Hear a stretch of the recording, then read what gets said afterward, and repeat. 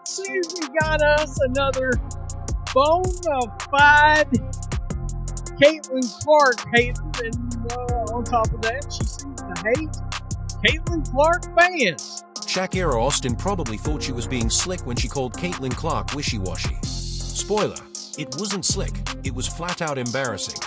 One moment she's trying to flex, the next she's the league's latest meme. The backlash was so loud it might as well have come with surround sound. Real question though, why do WNBA players keep handing Clark easy wins? Star is mad. Wishy-washy fan base. She calls them out for Caitlin Clark support. Shakira Austin opened her mouth, and what came out was exactly what the WNBA didn't need. In a league already buried under PR fiascos, lawsuits, relocation chaos, and non-stop fan drama, she somehow thought the smart move was to fire off a cheap racial jab at Caitlin Clark. Wishy-washy, she sneered. Cue the record scratch, because the only thing that got washed away in that moment was her own credibility. Let's be real, Austin isn't a household name. She's not carrying the league, not selling out arenas, not the reason fans are lining up for season tickets. Caitlin Clark is. In just her second year, Clark's already the backbone of TV ratings, the spark behind jersey sellouts, the reason casual fans suddenly care about the WNBA at all. So when Austin decided to take a swing, she didn't just go after one player. She poked at the one lifeline keeping this league from collapsing under its own weight. These players are certifiably insane.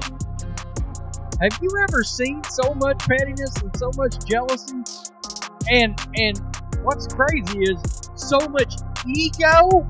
And the saddest part, she couldn't even be original. Wishy-washy. That's the big insult. You get a shot at torching the player who dragged $1 billion spotlight onto the WNBA stage, and the best you can muster is clearance rack trash talk. It wasn't clever. It wasn't funny. It wasn't even memorable. It sounded like something ripped straight from a middle school cafeteria spat. Only this time, the whole sports world was tuned in. And they weren't laughing with Austin. They were laughing at her. Instant regret doesn't even cover it. Within minutes, the clip was everywhere, spreading faster than a WNBA team relocating in the dead of night. Fans piled on. Analysts roasted her. Even Clark's critics agreed Austin crossed the line. What followed was a full-on meme storm. And here's the piece Austin never saw coming. Coming after Caitlin Clark doesn't just mean dealing with her fan base. It means waking up Iowa's army, Indiana's base, every college fan who's been riding with Clark for years, plus millions of neutrals who live for sports drama. That's not a crowd. It's an avalanche, and every single one had their Twitter fingers cocked and ready. It's crazy how much these folks believe they actually moved the needle. And I told you guys there was some empty, when I did the reaction video to that Mystics win, I told you guys there was some empty seats. Well, there was. And it seems like it was nearly 3,000 empty seats. Despite there being no stakes for the Mystics, who are already out of the playoffs, the September 7th game had an attendance of 11,883, which is quite close to the 14,000 capacity for CFG Bank Arena. Well, let's not get cute. They sold out, and then basically 2,900 people said, nah, I'm good. If Caitlin Clark's not going to play, I'm not going to show up. Caitlin Clark, for her part, didn't need to say a word. No clapbacks, no subtweets, because the scoreboard already did the talking. Ye two in the league. She's stacking double-doubles, breaking records, and turning Indiana into must-watch TV. Calling her wishy-washy wasn't just wrong, it was laughable. If Clark's wishy-washy, then what does that make the rest of the league? A puddle. Every stat proves she's consistent, magnetic, and flat-out unstoppable. And let's not dance around it. Austin's remark wasn't just a knock on Clark's game. It carried racial undertones dressed up as a lazy insult. That's why the backlash stung so much. You don't take the league's most valuable star, toss race-coded shade at her, and walk away unscathed. In a league already under fire for how Clark's been treated, Austin basically lit a match in a room full of gasoline. Fans who were skeptical now had fresh proof, delivered by Austin herself. The media pounced. Clips went viral. Headlines screamed. Debate shows feasted. Questions poured in. Is there a racial divide around Clark? Are players jealous of a spotlight?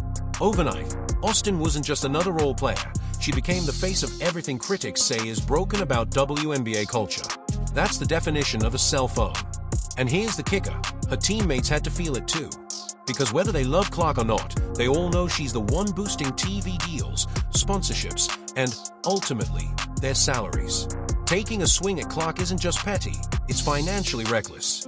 And nothing sours a locker room faster than a teammate whose bad decision risks everyone else's paycheck. Bring that along for all kinds of reasons. This is one of the reasons.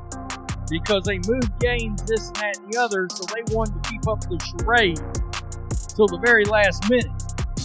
And they moved this game from Washington, D.C.'s Care First Arena, which holds 4,200 people, over to this Baltimore arena.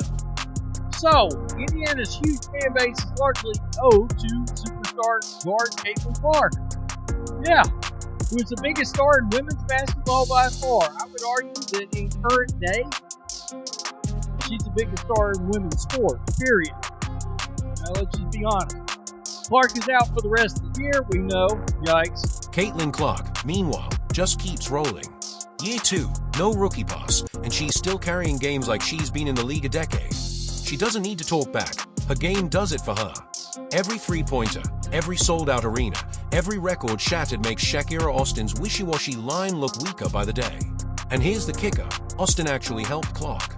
Without saying a word, Clark became the victim of another cheap shot, gained more fans, and soaked up more media shine. Austin thought she was cutting Clark down, but she only raised her stock.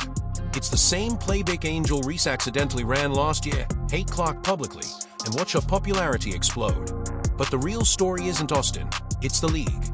Because this culture of jealousy runs deep in the WNBA. Instead of saying, Clark's success helps all of us, too many players treat her like an outsider. And when Austin tossed in a racially coded jab, it didn't just make her look petty, it made the entire league look insecure.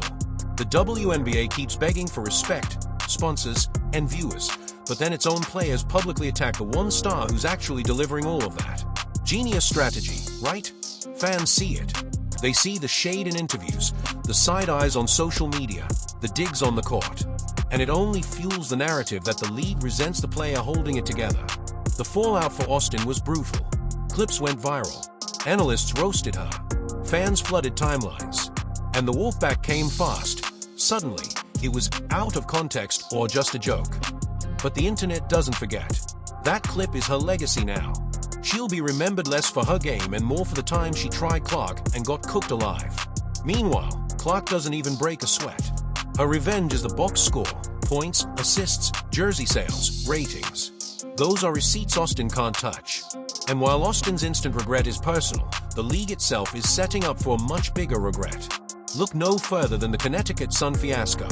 The Mohegan Tribe had a $325 million deal lined up with a Celtics minority owner to move the team to Boston, a bigger market, more visibility. The WNBA killed it before it even hit the board. Then came another $325 million offer to keep the team in Connecticut. Blocked again. Why? Because Hartford hadn't applied for an expansion team. Translation, a 20-minute move somehow broke league rules. And here's the slimy part. The WNBA turned around and tried to buy the Sun themselves for $250 million, just so they could flip it, move it to Houston, and pocket a relocation fee. That's not business, that's extortion. So bad, in fact, that a U.S. senator stepped in, warning the league of federal antitrust violations. Think about that. The same league that can't sell out its finals without Caitlin Clark now has Washington breathing down its neck for playing mob boss with one of its franchises. The timing couldn't be worse. Clark is dragging eyeballs and wallets into the sport, and instead of riding that wave, expanding, stacking sponsorships, the WNBA is busy kneecapping its own growth with shady backroom deals. Austin's jab just poured lighter fluid on the fire. One player embarrassed herself, but the league as a whole looks even worse. This is the WNBA's pattern. Every time there's momentum, someone inside lights the fuse. Austin's cheap shot at Clark was dumb, but the league's handling of the Sun might be disastrous. Fans aren't blind. They see the jealousy from players.